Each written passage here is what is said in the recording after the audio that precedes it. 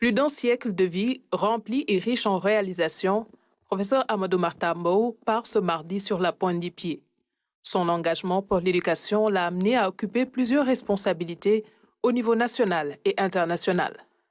Éducateur de formation, il fut ministre de l'Éducation nationale entre 1966 et 1968 et celui de la Culture, de la Jeunesse et des Sports 1968 et 1970.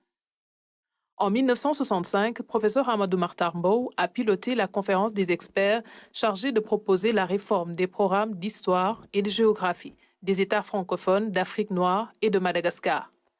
Auteur de plusieurs manuels scolaires, professeur Mbow a aussi écrit d'autres ouvrages consacrés à l'éducation. Hope for the Future, Where the Future Begins, entre autres.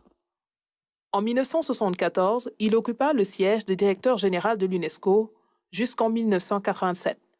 Son passage à l'adolescence au scout fait que le patriarche était toujours prêt à servir et c'est ce qui explique qu'il ait accepté de présider les Assises nationales en 2008. Un cadre d'échange initié par l'opposition et la société civile, des conclusions qui aujourd'hui sont portées par bon nombre d'acteurs politiques qui demandent leur mise en œuvre.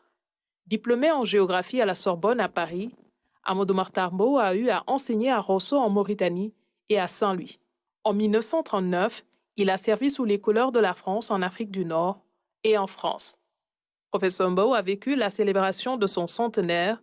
De nombreuses personnalités avaient fait les éloges de l'intellectuel. L'université de Diamniadio porte son nom.